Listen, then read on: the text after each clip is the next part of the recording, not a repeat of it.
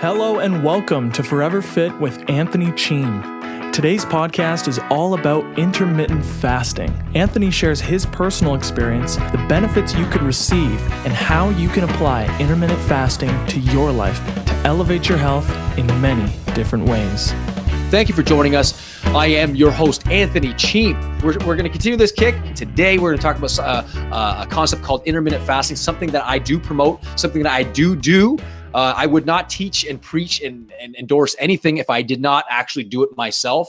So everything I talked about is I literally do my very best to live it. I'm not saying I'm perfect at it or I'm a master at it, but I do my best to teach it and start to live it and then to teach it. And then obviously, so you learn, earn, return. We did a podcast on that before. So intermittent fasting, what is intermittent fasting? It's not really a diet. It is a concept where you execute your day, where you, as an example, you go 16 hours without food, and then you go 8-hour period where you are eating this basically the same amounts of food, hopefully healthier food. But basically, for me personally, I usually go from 12 in the afternoon to 8 p.m. at night, where I'm eating intermittently eating between that time, between 12 and 8, eating my smoothies, my freshly squeezed juices from my juicer, more smoothies, salads, stuff like that, having snacks, and adding as much nutrients to that in that 8-hour period. But from 8 p.m. till 12 o'clock the next day, which is 16 hours, I'm not eating anything. I'm drinking water, maybe drinking tea. I'm drinking, as I said, one of the episodes is all about drinking water. I drink a ton, probably about 4 or 5 of these a day.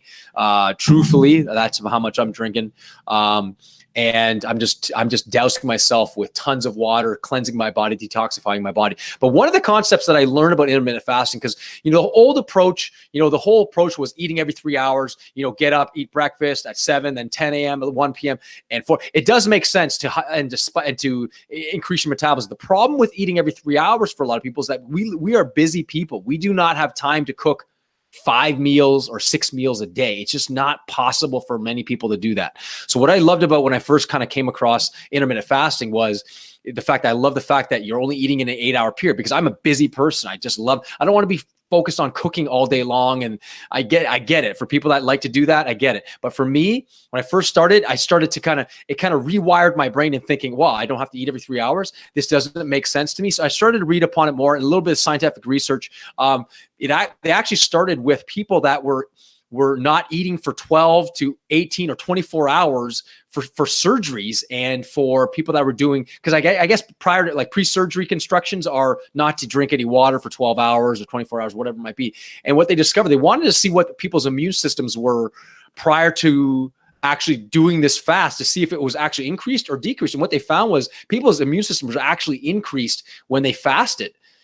Because I guess maybe it for some reason it just activated their immune system, because they realized that I'm not getting food here, so we better hold tight here. We better be strong, and we better conserve our energy. And so what I've discovered was the first 12 hours of eating, you're basically digesting your food, you're assimilating your food, you're eliminating your food, doing all these things. But then from the 12th hour to the 16th hour, from what I gather, you're burning fat and calories at a maximum level. Now, coupled with exercise and eating the right foods, like if you're used to eating fast food, breakfast, lunch, and dinner, you're like, okay, well, I'll just eat from 12 to 8, put my Big Macs at 12, then 2, then 3. It's just not going to work out that way. So you still have to eat healthy. But what I am saying is this: eat the same amounts of food if you're already eating healthy in that 8-hour period. Now, for people that find that as a struggle to execute, maybe go 15 hours without food, and then you have like a 9-hour period where you can eat. Maybe try that, or 14 hours. Start off with that. Initially, when I first started this, I used to eat, because I get up at 3:30 in the morning. I used to eat at 7 a.m. And I was like, oh my God, if I get up at 3:30, I don't eat till 12, man, I don't know how I'm going to do that. So the first few days, I have to admit, that was tough for me. But then I got used to it, and man, did my energy just soar. Like, I was just drinking tons of water. I think I psyched myself out. It was more of a psychological thing, but I would drink a lot of water, had my green teas. I'd work out in the morning, and I wouldn't eat till about 11, 12 in the afternoon, stuff like that, and go till 8 p.m. Now, it does vary for me sometimes. Sometimes I'll go 11 to 7. Sometimes I'll go 12 to 8, depending on my day. But here's the thing. What I've discovered, I've promoted this to a few of my clients with tremendous results. My one client who does it very, very consistently, and she's committed. She's lost 65, 70 pounds doing intermittent fasting, eating from a period from like 11 to 7, I think here's her period. But let me tell you, she's salad chicken and then salad fish for dinner. And in between she has like berries and stuff, but it is high water content foods. She's she's drinking a ton of, probably drinks more water than I do even. She just downs it all day. By the time 12 o'clock comes, she's down like 3 liters of water already. But she works out every single morning. She goes for walks. She does the stairs. She works out, 2 times a week with weights. And she goes to the gym, does cardio, and she looks absolutely fantastic. And she's sticking with it. She stuck with it over the holidays too. She didn't gain a single pound. I did too. I intermittently fasted her over the holidays and I didn't gain any weight. I felt really good. And I did indulge with the Christmas dinners and cookies and dinners and parties and all these other things. But I have to say, you know what? One of the things I say is what I like about intermittent fasting is because you can do it. It's easy to execute. It's easy. It's hard to execute, but really, really once you get used to it, once you get a deep part, like once you get into a routine, a habitual pattern, what I found was I actually liked it better than any type of eating plan that I've ever tried or recommended or ever studied. I have to admit that. In my 20 years of studying this stuff and being in this industry, I have to say intermittent fasting is one of my probably the favorite thing I've ever done, because for me, I'm really busy.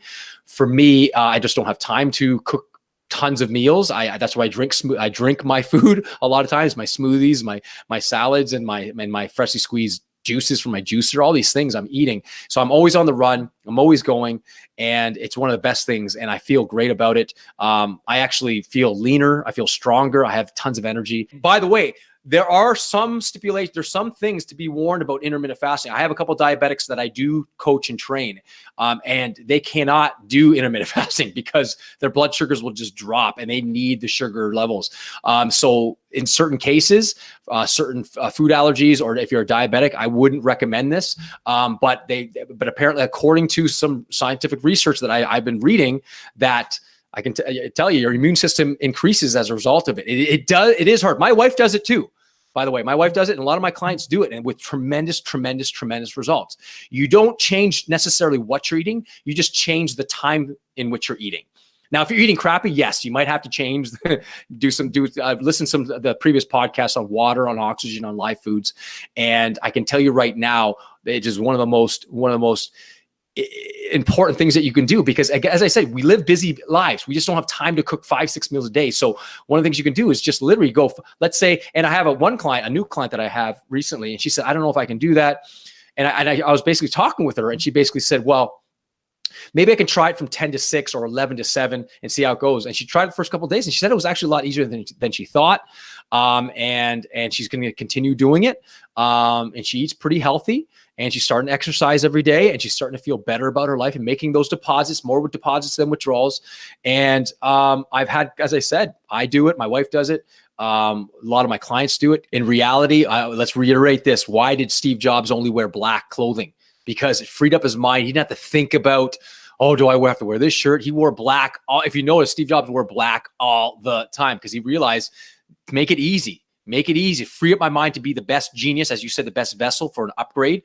So you declutter your life by saying, all right, 12 to 8, whoever you are out there listening to this, you 12 to 6, 12 to 8, whatever you intermittent fasting, stick to the time, stick to the schedule. And what's great about it, I eat basically the same thing every day. It's boring, but again, Steve Jobs, it frees up my mind to not have to, what am I going to eat next? When am I going to eat next? I got to eat every 3 hours. No, it's like 12 to 8. I drink my smoothie. I have my protein bar. I have another smoothie. I have my drink. I have my salad, whatever it might be. And that is it. I might vary the smoothie and the salads up a bit, but man, it frees me up so I don't have to worry about anything.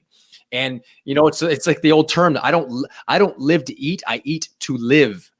Right? Not live to eat. That's not my thing anymore. And for the people that know me, that are friends of mine, yes, I am a sweet eater. I like sweets, but I can tell you right now, I don't eat as much sweet anymore because I know I'm a vessel. I'm an instrument of God, and I want to be the best vessel through which all the love and infinite love flows through me. So the other aspect of the mind too is the fact that in almost every religious practice over thousands of years, they had a fasting.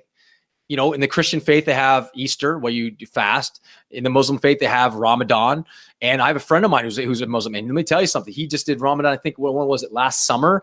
And man, you go from basically dawn till dusk without any food. And you got to get up at like They got to go to, the prayer at midnight, and then they come back, they eat, and they got to get up at 3 in the morning to eat again. So they're going on no sleep, barely any food, and they got to be happy and go to work. And then one of the things he said to me, he laughs, I says, when you're in a crappy mood, like, what do you do? He goes, we're told to still treat people with kindness. So that trains your body and your mind to be psychologically, emotionally strong. So it actually is not just good for your body, it's good for your mind and emotions, because it creates this emotional fitness in you. So fasting's good. So this is called intermittent fasting. It's not full out fasting for 3 or 4 days. Although, I've also heard that is a good idea. Fasting for 24 hours is actually a good idea too. Just drinking tons of water, cleansing your body, strengthening your immune system. But the point of it is, if you don't want to go for 24 hours, intermittently fast, try it, study it. And let me tell you, the latest research that I'm aware of really promotes intermittent fasting. And I guess, and I said, I do it. I wouldn't be preaching anything I don't do. So tomorrow's episode, what we are going to talk about is something called food combinations. For you meat eaters out there, I was vegetarian for a good 6 months. I loved it. And then I slowly started introducing it back. And I'm honestly contemplating going back to vegetarian, becoming a vegetarian again, only because for me, physically, emotionally, spiritually, aligning myself with the environment as I grow, it's like I'm becoming more conscious with how they're treating these animals. I'm like, oh my gosh, it's absolutely horrible. So, I'm not here to put any shame or blame on anybody out there, but it's certainly something to question if you are certainly evolving as a human being. But point of the matter is, tomorrow's going to all be about food combinations and how to combine your foods for proper digestion, for fat metabolism, for overall health and energy and vitality. So thank you for joining us on this episode. Thank you for your comments and questions on Instagram. So to your continued upgrade and evolution, live it up with power, purpose, and passion. We love you. God bless to your endeavors and to your dreams. May they be fulfilled. Thank you, guys.